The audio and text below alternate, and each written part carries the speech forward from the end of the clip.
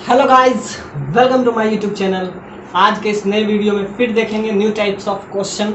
जैसे कि ये आपका क्वेश्चन हीट का है। आप ऐसा समझिए कि हीट इधर से इंट्रोड्यूस कर रहे हैं और इधर से ये एग्जिट कर रहा है, और आपको बताना है इधर से हीट इवॉल्व हो रहा है और यहाँ से हीट बाहर निकल रहा है। तो ध्यान से देखिए, इधर से हीट जा रहा है तो उसका टेम्परेचर क्या है, T1 है, और जब ये बाहर निकल रहा है, ये T1 है और बाहर जब निकल रहा है तब इसका टेम्परेचर T2 होता है। तो कोफिशिएंट ऑफ थर्मल कंडक्टिविटी, ये क्या है, K क्या है, कोफिशिएंट ऑफ थर्मल कंडक्टिविटी। इसका वैल्यू आपको K दिया हुआ है, इसका वैल्यू आपको 2K दे दिया हुआ है, और यहाँ से कंफर्म है कि T2 is greater than T1, ये आपको दे दिया हुआ है।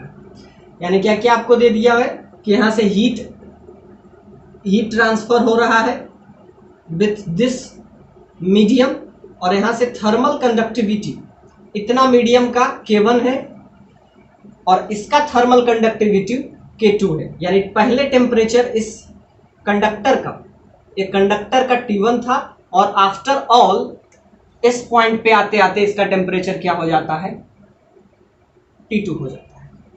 और कोफिशिएंट ऑफ थर्मल कंडक्टिविटी, एक का K है और एक का 2K है, और यहाँ पे दिया हुआ है T2 is greater than T1। और अब पूछ रहा है rate of heat transfer, the rate of heat transfer through slab. अब इसको आप स्लैब समझ सकते हैं, कंडक्टर है, ये आपका स्लैब है। अब आपसे पूछ रहा है the rate of heat transfer through slab in a steady state। अब ये समझिए कि यहाँ से हीट ट्रांसफर होगा और एक ऐसा स्टेट आएगा जब ये स्लैब स्टेडी स्टेट में होगा। तो आपसे पूछ रहा है हीट ट्रांसफर का रेट आप बताइए, रेट ऑफ हीट ट्रांसफर। यानी अगर हीट H जा रहा है तो आपसे H नहीं पूछ रहा है, dH/dt,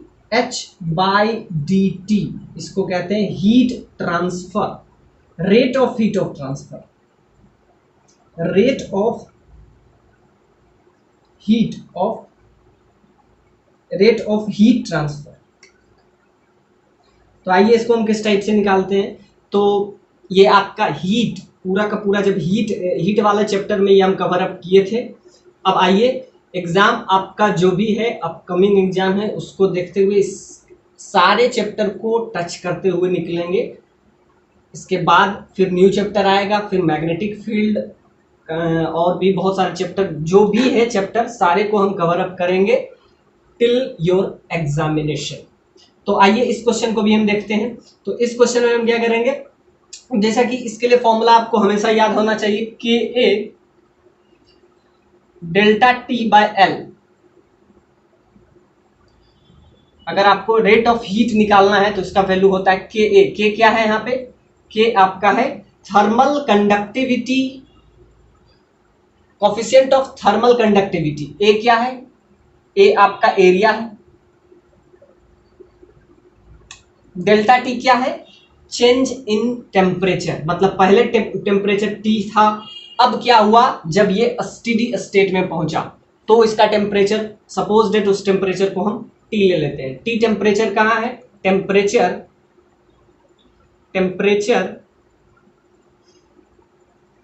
eight steady state, temperature at steady state. आपको क्या निकालना है, ये F का वैल्यू आपसे पूछ रहा है कि आप बताइए कि स्टेडी स्टेट पे जाने के बाद ये F का वैल्यू आपसे पूछ रहा है कि what is the values of F। तो वहां तक पहुंचने के लिए पहले तो आपको ये जानना पड़ेगा KA, इस वैल्यू को हमेशा याद रखिए, ये आपका है heat transfer, rate of heat transfer, इसको कहते हैं dH/dt। dH/dt इसको क्या कहते हैं, रेट ऑफ हीट ट्रांसफर। इसका वैल्यू क्या होता है, KA delta T change in temperature by length. अब ध्यान से देखिए, इसके लिए हम लगाएंगे फॉर्मूला, फर्स्ट वाले के लिए, तो इसमें हम लगाएंगे KA delta T by length L। अब ध्यान से देखिए, इसका टेम्परेचर T1 है, लास्ट में टेम्परेचर इसका T2 हो जाता है, और हम एक टेम्परेचर लिए हैं T। ये कब टेम्परेचर होता है? जब ये स्लैब स्टेडी स्टेट में रहेगा, यानी कि टेम्परेचर T जो है स्टेडी स्टेट के लिए, टेम्परेचर फॉर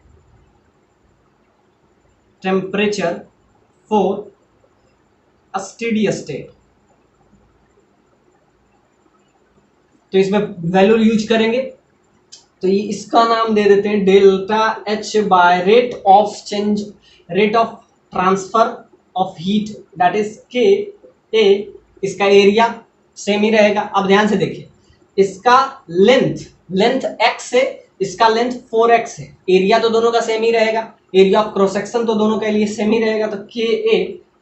अब इसका टेम्परेचर स्टेडी स्टेट पे हो जाएगा। अब T1 से शुरू हो गया तो ये T तक जाएगा, T minus T1 divided by length क्या है इसका? लेंथ इसका है, टोटल लेंथ इसका x। तो ये आपका हो गया क्या? अब इसको नाम दे देते हैं H1। H1 का वैल्यू, यानी फर्स्ट वाले के लिए अगर T1 टेम्परेचर है तो इसका हीट ट्रांसफर कितना हो जाएगा? H1। हीट ट्रांसफर आप ये समझ लीजिए इसका H1 है, इसका H1 ले लेते हैं। Rate of heat transfer H1, you will get KA। T क्या है? स्टेडी स्टेट का temperature minus initial temperature is T1, तो डेल्टा T आ गया आपका डिवाइडेड बाय x। तो ये किसका आ गया? सिंपल सा बात, हीट ट्रांसफर इस पार्ट के लिए हम ले आए। अब एग्जैक्टली यही काम इस पार्ट के लिए भी हम करेंगे, और लास्ट में क्या हो जाएगा? स्टेडी स्टेट में आने पे याद रखिएगा H1 यानी delta H1 is equal to delta H2। कब? एट स्टेडी स्टेट, यानी कि जब लास्ट में जब ये स्टेडी स्टेट को अटेन करेगा, तो जहां, अब ध्यान से देखिए, ऐसा समझिए कि जितना यहां से हीट आगे ट्रांसफर होगा उतना ही तो यहां तक पहुंचेगा, यानी T1 से जितना रेट ऑफ हीट ट्रांसफर होगा उतना ही ट्रांसफर हीट, तो लॉस ऑफ हीट तो नहीं हो जाएगा कि यहां से अगर 5 जूल यहां से ट्रांसफर हुआ और यहां 2 ही जूल पहुंचा, ऐसा तो नहीं हो सकता। यानी कि यहां से अगर 5 जूल गया है तो यहां 5 जूल पहुंचेगा भी हीट, तो वही है। तो यहां से जो हम डेल्टा H लाएंगे वो किसके बराबर हो जाएगा? Delta H2। कब? जब ये स्टेडी स्टेट को अटेन करेगा, तो डेल्टा H का वैल्यू डेल्टा H2 के बराबर हो जाएगा। अब इसके लिए लिखे हैं, ये फॉर्मूला आपको याद होना चाहिए। K क्या है? Thermal conductivity, coefficient of thermal conductivity, और उसका थिकनेस दोनों का अलग है, एक का x है एक का 2x है। तो यहां से हम निकाल लेते हैं, तो डेल्टा H2 बाई dt, इसका वैल्यू हो जाएगा K। अब इसका K क्या है? 2K के बराबर, तो 2K इंटू A क्या है? Area of cross section. अब ध्यान से देखिए, इसका टेम्परेचर T1 से किस में ट्रांसफर हुआ? T स्टेडी स्टेट वाला। अब ध्यान से देखिए, अब क्या हो जाएगा? T2 माइनस T1, मतलब आप ध्यान से देखिए, 3 टेम्परेचर चेंज कर रहे हैं, T1 से T स्टेडी स्टेट वाला। अब ध्यान से देखिए, T से फिर हम क्या लास्ट में T2 को अटेन करेंगे, तो चेंज इन टेम्परेचर क्या हो गया? फाइनल टेम्परेचर हो जाएगा उसका T2, इनिशियल टेम्परेचर उसका क्या था? T, क्योंकि वो स्टेडी स्टेट को अटेन किया, तो delta T change in temperature divided by its length, जो तो लेंथ इसका क्या हो जाएगा? सिंपल सा बात है, 4x लेंथ हो जाएगा। अब ध्यान से देखिए, डेल्टा H2 के बराबर, मतलब इन एट स्टेडी स्टेट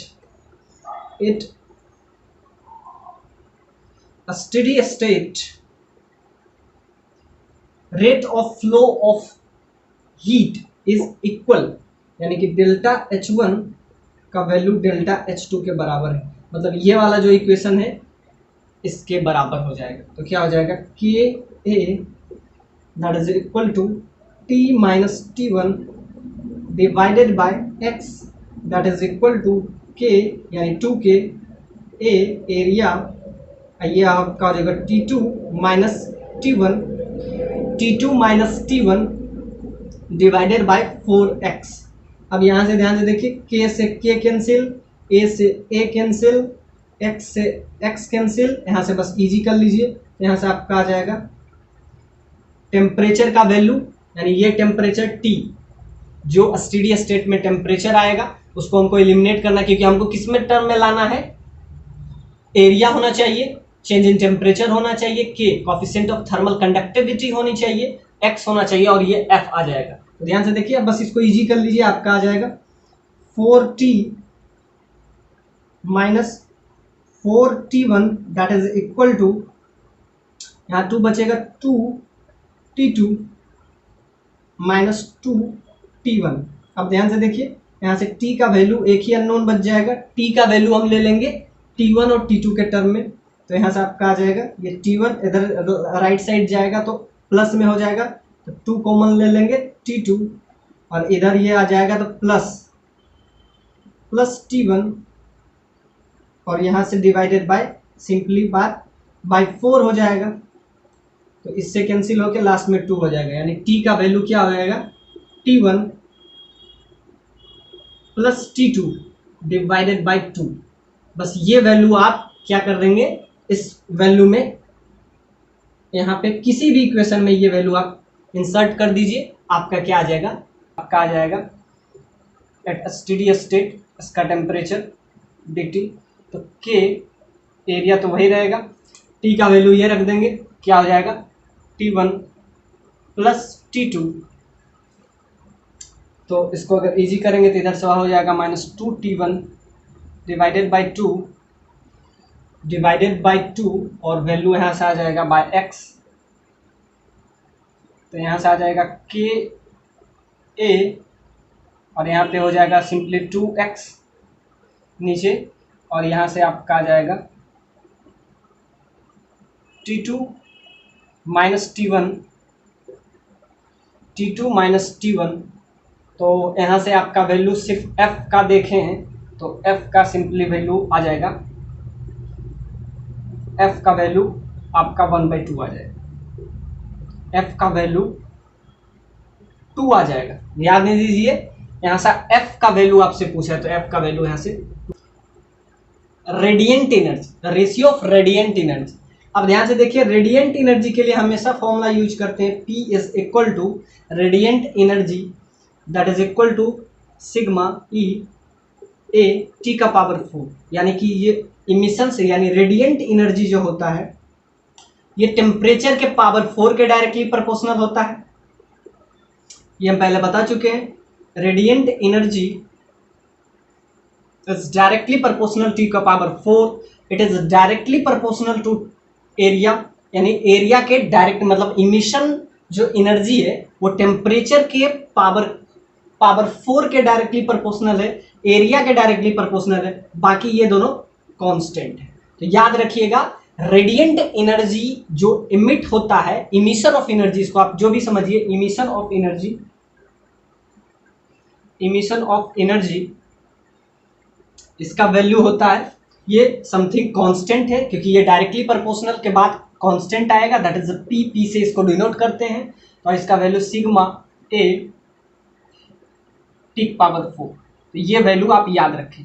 और अब ये क्वेश्चन आपके लिए बहुत इजी है, क्योंकि क्या बोल रहा है कि सन जो एनर्जी है रिलीज कर रहा है, the temperature of sun were increased T2 and is radius, मतलब टेम्परेचर भी बढ़ रहा है, रेडियस भी बढ़ रहा है। तो ये बहुत कमाल का चीज है कि टेम्परेचर भी बढ़ रहा है और उसका रेडियस भी r से 2r हो रहा है और उसका टेम्परेचर T से 2 हो रहा है। तो आप रेशियो बताइए कि उसका emission of energy, radiant energy, जो भी एनर्जी आपसे पूछ रहा है उसका आप रेशियो बताइए। तो क्या हो जाएगा, P इज इक्वल टू, ये तो आपके लिए कांस्टेंट टर्म है तो इसमें तो कोई दिक्कत होगा नहीं, इसको P1 ले लेते हैं जब इसका टेम्परेचर T1 होगा और जब इसका रेडियस R होगा। याद रखिए, जब टेम्परेचर इसका T1 है और जब इसका रेडियस R है, तब के लिए इमिशन ऑफ एनर्जी का नाम हम P1 दे रहे हैं, और ये तो कांस्टेंट टर्म है। प्रोपोर्शनलिटी साइन को हम कांस्टेंट टर्म जब लाते हैं तो ये आपको कांस्टेंट टर्म है, इससे कोई लेना देना। एरिया अब क्या हो जाएगा, अब ध्यान से देखिए, सन क्या होगा, आपको पता है कि ये आपको फुल्ली स्फेरिकल होगा, स्फेरिकल होगा। अब इसका एरिया क्या होगा, area just mean curve path का एरिया। अब ये समझिए कि ये आपका सन है, अब ये इमिशन इस टाइप से पूरा एनर्जी इस टाइप से आपका निकालेगा, यानी ये पूरा इसका कर्व पाथ का एरिया से सारा इसका टेम्परेचर इस टाइप से निकलेगा, यानी इमिशंस ऑफ एनर्जी इसके सारे कर्व पाथ से निकलेगा। तो इसका एरिया क्या हो जाएगा, you know that 4 pi r1 square या r स्क्वायर 4 पाई r स्क्वायर, ये आपका हो गया इसका एरिया। इसका टेम्परेचर क्या है, इनिशियली टेम्परेचर इसका T1 है, तो T1 का स्क्वायर। बस ये फॉर्मूला आपको याद रखना एग्जैक्टली। अब हम आते हैं P2 पे। जब टेम्परेचर इसका T2 होता है और जब इसका रेडियस 2R होता है, तब हम देखते हैं रेडिएंट एनर्जी। अब दोनों का लास्ट में रेशियो निकालना है, तो क्या हो गया, ये तो आपका कांस्टेंट टर्म है, इसमें तो कोई दिक्कत नहीं है, ये तो कांस्टेंट टर्म है। अब देखते हैं, अब एरिया, अब सन है, जब इसका रेडियस क्या हो जाएगा, ये आपका रेडियस r था, अब समझिए कि रेडियस इसका 2r हो गया। इमिशंस ऑफ एनर्जी इसी एरिया से निकलेगा, और पहले टेम्परेचर T1 था, अब टेम्परेचर इसका क्या हो गया, T2 है। आप ऐसा समझिए कि पहले रेडियस r था, अब रेडियस 2r है। पहले टेम्परेचर इमिट जो कर रहा था वो T1 इमिट कर रहा था, अब क्या कर रहा है, अब T2 इमिट कर रहा है। तो आप बताइए, रहेगा तो अभी भी स्फेरिकल, तो इसका एरिया क्या हो जाएगा, 4 पाई 2r का स्क्वायर, 2r का स्क्वायर। अब ध्यान से देखिए, टेम्परेचर क्या हो जाएगा, T2, और एक मिनट, टेम्परेचर का पावर 4 होना चाहिए, टेम्परेचर का पावर 4। अब ध्यान से देखिए, ये हो जाएगा T2 का power 4, so you will get delta, ये आपको सिग्मा, और 4 पाई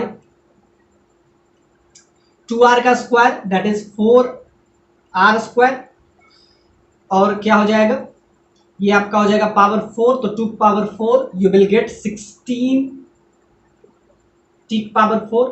और आपसे क्या पूछ रहा है, सिंपली P1 बाय P2 दोनों का रेशियो पूछ रहा है। तो दोनों का रेशियो में क्या हो जाएगा, इसको हम थोड़ा सा इजी करते हैं, तो क्या हो जाएगा, 16 इंटू 4 दैट इज 64, और 4 पाई r स्क्वायर इंटू t का पावर 4 इंटू हम क्या लिख देंगे इसको, सिंपली 64। ये आपका हो जाएगा P2, तो P2 इज इक्वल टू, इसको हम क्या लिख सकते हैं, इतना वैल्यू को हम P1 लिख सकते हैं, तो ये आपका हो जाएगा P1 इंटू 64। और आपसे क्या पूछा है, P1 बाई P2 पूछा है या P2 बाई P1, तो क्या हो जाएगा, P2 by P1 that is 64। ये दोनों का रेशियो आपका आ गया। फ्लक्स वेलोसिटी आपको चाहिए, ये क्वेश्चन टोटली फ्लूइड मैकेनिक्स का है, यूजिंग बर्नौली थ्योरम। अब इसमें हम क्या लगाएंगे, सिंपल बर्नौली थ्योरम। अब ऐसे इसके लिए हम लास्ट में आपको ट्रिक भी बता देंगे, लेकिन पहले हम मेथड को देख लेते हैं कि मेथड क्या कहता है। मेथड से ही ट्रिक इवॉल्व होता है। तो ध्यान से देखिए, टेम्परेचर, अब ध्यान से देखिए, टेम्परेचर ये आपका हो जाएगा इनसाइड, ये आपका हो जाएगा एटमॉस्फेरिक प्रेशर, जिसको हम पी नोट ले लेते हैं। पी नोट क्या है यहाँ पे, एटमॉस्फेरिक प्रेशर,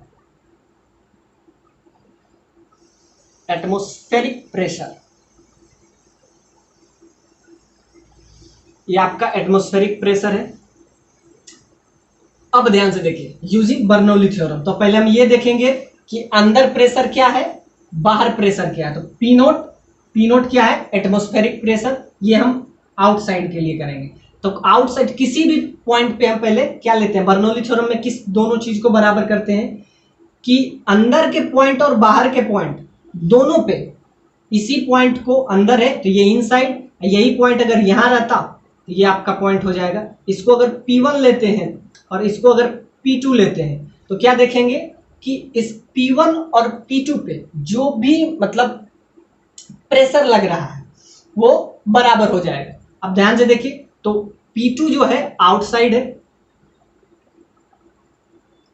ये आपके लिए इनसाइड है। अब दोनों पे प्रेशर बराबर करते हैं, उसी को बर्नौली थ्योरम कहते हैं। तो बर्नौली थ्योरम कुछ नया नहीं है, आप उसी कंटेनर में देखिए, 2 पॉइंट पे लीजिए, प्रेशर, और दोनों प्रेशर बराबर होता है, यानी कि प्रेशर चेंज नहीं करते, यानी कंजर्वेशन ऑफ प्रेशर इस पे आप कह सकते हैं। तो पी नोट इस पॉइंट पे हो जाएगा, ये आउटसाइड है, तो आउटसाइड है तो इस पे सिर्फ एटमॉस्फेरिक प्रेशर लगेगा, इस पे एक ही प्रेशर लगेगा, एटमॉस्फेयर का प्रेशर लगेगा, इसीलिए उसका नाम एटमॉस्फेरिक प्रेशर है। और इस P1 वाले पॉइंट पे एटमॉस्फेरिक प्रेशर भी लगेगा, क्योंकि ये इस पे लग रहा है। दूसरा, इतना जो इसका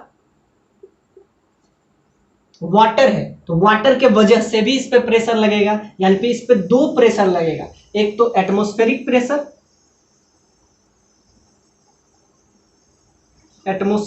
प्रेशर, प्लस इसका जो हाइट है इसके वजह से भी इसका प्रेशर लगेगा। तो दो दो प्रेशर लगेगा, एक तो ये वाटर के वजह से, तो वाटर के वजह से भी इस पे प्रेशर आएगा, वो क्या आएगा, सिंपल सा बात है, रॉ v²/2। ये दो प्रेशर, एक तो एटमॉस्फेरिक प्रेशर लगेगा, और ये रॉ जी एच के वजह से भी इसमें प्रेशर आएगा, यानी दो प्रेशर है इस पॉइंट P1 पे। तो दोनों को हम क्या करेंगे, इक्वेट करेंगे, यानी कि प्रेशर एट पॉइंट P1 और प्रेशर एट पॉइंट P2 दोनों को लास्ट में इक्वेट करेंगे। तो ये इनसाइड है, वो आउटसाइड है, तो आउटसाइड है तो उस पर एटमॉस्फेरिक प्रेशर लगेगा, तो उसको P नोट प्लस रॉ क्या है, रॉ को आप समझ लीजिए ये आपका डेंसिटी है, डेंसिटी ऑफ वाटर, या जो भी मटेरियल है, जो भी फ्लूइड इसके अंदर मूव कर रहा है उसका डेंसिटी, और v²/2। अब ये आउटसाइड है। अब ध्यान से देखिए, इस पॉइंट पे आ जाइए, तो इस पे प्रेशर, एक एटमॉस्फेरिक प्रेशर लगेगा, दूसरा, अब ध्यान से देखिए इसका रॉ GH। अब रॉ को तो पता है कि ये रॉ क्या है, डेंसिटी है, डेंसिटी ऑफ दिस फ्लूइड, ये इस फ्लूइड का density, raw G, gravity H, आपका इसका हाइट हो जाएगा। अब ध्यान से देखिए, P नोट से P नोट कैंसिल, क्योंकि एटमॉस्फेरिक प्रेशर तो दोनों पे लग रहा है, अंदर वाले पॉइंट पे भी और बाहर वाले पॉइंट पे। ये प्रेशर इसमें एक्सटर्नल लग रहा है, तो यहां से अब V क्या है, V है आपका इफ्लक्स वेलोसिटी, जो कि आपसे पूछा है। तो ध्यान से देखिए, P नोट क्या है, एटमॉस्फेरिक प्रेशर, जो कि दोनों पे लग रहा है, किसी भी पॉइंट पे आप निकालिए और दोनों को इक्वेट कर लीजिए, वही आपका हो जाता है बर्नौली थ्योरम। तो ध्यान से देखिए, P नोट से P नोट कैंसिल, यहां से आप रॉ से रॉ कैंसिल, अब बचेगा क्या, v²/2 that is equal to GH। अब यहां से आपका आ जाएगा simply v² that is equal to 2GH। तो यहां से आपका सिंपल सा बात है, v इज इक्वल टू हो जाएगा √2GH। अब ये आपका आ गया इफ्लक्स वेलोसिटी। अब इस वैल्यू को याद रखेंगे, इस पे डायरेक्ट क्वेश्चन आपसे पूछा जाएगा। तो ध्यान से देखिए, दो दो पॉइंट पे हम इक्वेट किए, उसी को बर्नौली थ्योरम हम ले लिए दो पॉइंट पे। अब इस पॉइंट पे इतना हाइट के वजह से, इतना इसमें जो फ्लूइड है उसके वजह से रॉ GH आ गया, ये रॉ GH। बाकी एटमॉस्फेरिक प्रेशर भी इस पे अप्लाइड होता है, इसमें भी एटमॉस्फेरिक प्रेशर। और ये रॉ क्या है, density of this fluid, V क्या है, इफ्लक्स वेलोसिटी। तो दोनों को हम क्या कर लेते हैं, इक्वेट कर लेते हैं। आप ऐसा समझिए, ये आपका आ गया बर्नौली थ्योरम। तो पहले प्रेशर, दोनों प्रेशर इक्वेट हो गया, P नोट से P नोट कैंसिल हो गया, और ये वैल्यू आप याद रखेंगे, ये क्या हो गया, इफ्लक्स वेलोसिटी। जब भी आप निकालना हो तो आप डायरेक्ट आप इस पॉइंट पे आके समझिए कि कोई वेट रखा गया है और आपसे ये पूछ रहा है कि वेट जो स्ट्रेस्ड इसका किया, मतलब ये वायर जो है, अब इसमें क्या हो जाएगा, स्ट्रेस्ड होगा, स्ट्रेन, स्ट्रेस। और आपसे पूछ रहा है कि ये जो वायर है इसका जो लेंथ है 1 mm से इंक्रीज कर गया, यानी कि इसका जो वायर का लेंथ है, इसका लेंथ जो है 1 mm इंक्रीज्ड। तो आप बताइए इलास्टिक एनर्जी। अब ये भी इलास्टिसिटी पे भी क्वेश्चन कर लेते हैं। तो ये आपका क्वेश्चन है इलास्टिसिटी पे। तो इसमें इलास्टिसिटी के लिए हम फॉर्मूला हर बार यूज करते हैं, elastic energy E elastic energy that is equal to half into, याद रखिएगा आगे भी पूछा जाएगा, stress into strain into volume, half into stress into strain into volume. अब स्ट्रेस क्या होता है, स्ट्रेन क्या होता है, अब ध्यान से देखिए, ये क्वेश्चन बहुत ही कंसेप्चुअल है। इस क्वेश्चन के लिए आपको स्ट्रेस, स्ट्रेन और लास्ट में वॉल्यूम तो पता ही है कि वॉल्यूम क्या होगा। अब ध्यान से देखा, स्ट्रेस होगा, आप याद रखिए change in length delta L by L, ये आपका हो जाएगा, सिंपल सा बात है, डेल्टा एल बाय एल, और एक force per unit length. Stress होता है फोर्स पर यूनिट लेंथ और स्ट्रेन होता है डेल्टा एल बाय एल, तो दोनों यूज करेंगे। तो स्ट्रेस क्या हो जाएगा, सिंपल सा बात है, हाफ, स्ट्रेस के जगह पे लिखेंगे force per unit area, force per unit area, इसको स्ट्रेस कहते हैं। स्ट्रेन हो जाता है चेंज इन टेम्परेचर। अब ध्यान से देखिए, strain change in temperature by initial temperature, इसको आप ऐसे समझिए कि change in length, change in length, change in temperature नहीं, change in length in divided by initial length. अब ध्यान से देखिए कि लेंथ में जो चेंज होता है उसको स्ट्रेन कहते हैं, और जो उसके एरिया में चेंज होता है उसको हम क्या कहते हैं, स्ट्रेस कहते हैं। तो अगर आपको इलास्टिक एनर्जी निकालना हो, elastic energy, so you will get half into strain, stress into strain into volume. तो ध्यान से देखिए, स्ट्रेन क्या हुआ, change in length upon initial length, और अगर आपको स्ट्रेस पूछा तो स्ट्रेस हो जाता है फोर्स पर यूनिट एरिया। अब फोर्स पर यूनिट एरिया को आप प्रेशर भी कह सकते हैं, लेकिन ये अलग है, तो इसको क्या कहते हैं, ये आपका हो जाएगा स्ट्रेस। अब ये क्वेश्चन अगर स्ट्रेस पे भी पूछा जाए, याद रखिएगा स्ट्रेस और स्ट्रेन में, stress is equal to gamma into strain, यानी कि स्ट्रेस और स्ट्रेन में अगर रिलेशन पूछे तो स्ट्रेस जो होता है गामा इंटू स्ट्रेन के बराबर होता है, यानी कि force by area that is equal to gamma into strain delta L by L. तो ये आप याद रखिए, ये रिलेशन, यहां से हम 2-3 रिलेशन एक एक करके हम, ये तो आपका सिंपल सा बात है, क्वेश्चन बेसिक है, इसमें कुछ ज्यादा चेंज करना नहीं है। लेकिन स्ट्रेस और स्ट्रेन में अगर रिलेशन आपको चाहिए तो स्ट्रेस जो होता है that is gamma into strain. Stress क्या होता है, force per unit area that is equal to gamma, gamma क्या है, गामा समथिंग कांस्टेंट है, गामा का वैल्यू आपको दिया रहेगा, और डेल्टा चेंज इन लेंथ। तो ध्यान से देखिए, इस दोनों में रिलेशन से भी बहुत सारा क्वेश्चन पूछा जाएगा, यानी कि stress is equal to gamma into strain, ये आप रिलेशन याद रखिएगा स्ट्रेस और स्ट्रेन में। अब इसको हम लिखेंगे क्या, इसको अगर थोड़ा सा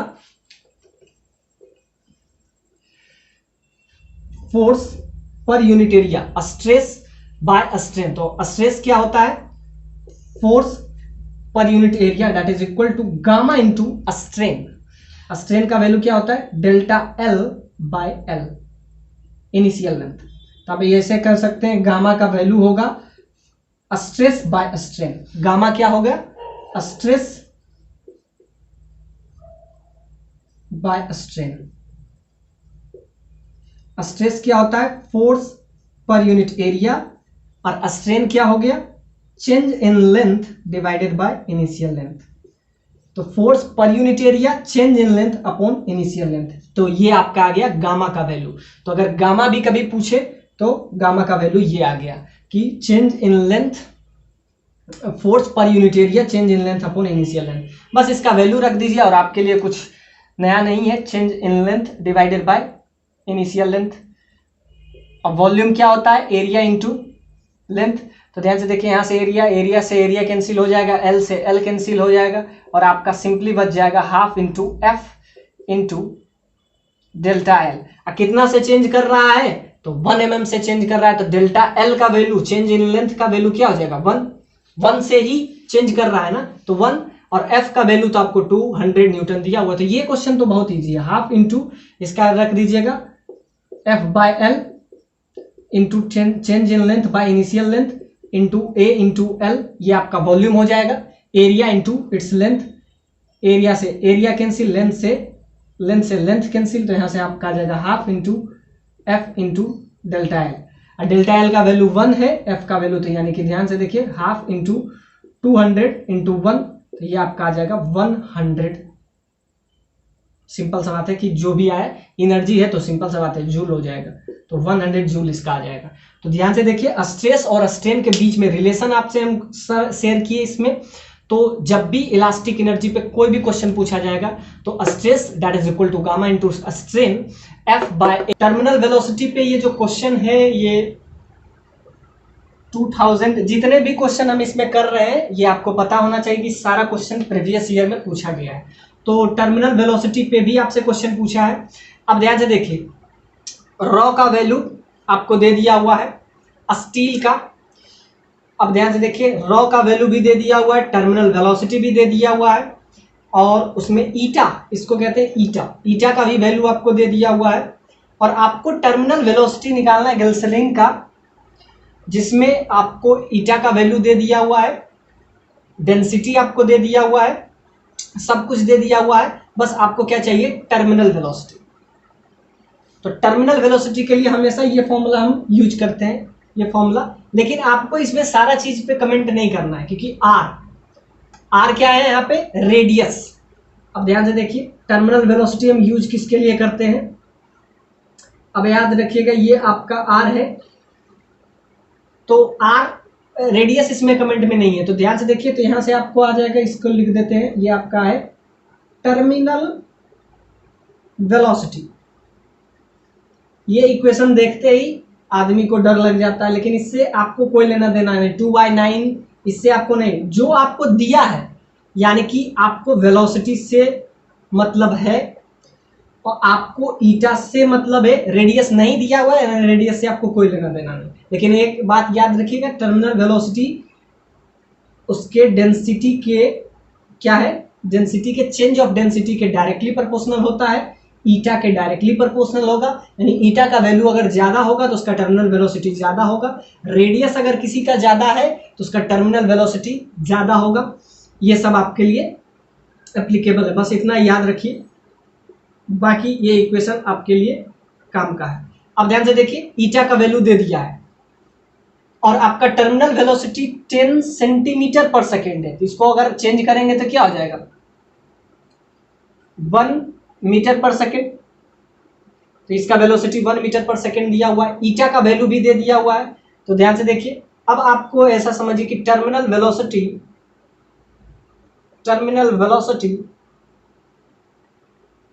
डायरेक्टली प्रोपोर्शनल किसके होगा, ईटा दिया हुआ है तो ईटा ले लीजिए, और हाँ change in density P minus P note. अब देखिए P और P नोट क्या है, अब लिक्विड का भी तो डेंसिटी होगा और वो उसके अंदर का डेंसिटी, दोनों का चेंज है। आप ध्यान से देखिए इस पॉइंट पे डेंसिटी और इस पॉइंट पे डेंसिटी, अलग अलग पॉइंट के लिए अलग अलग डेंसिटी हम इसमें यूज करते हैं। बाकी आपके लिए इसमें कुछ भी जरूरी नहीं है, रेडियस दिया नहीं है, आपको यहाँ ईटा पे फोकस करना है और दूसरा किस पे करना है, चेंज इन डेंसिटी। ये क्या है, ये आप रखिए चेंज इन डेंसिटी।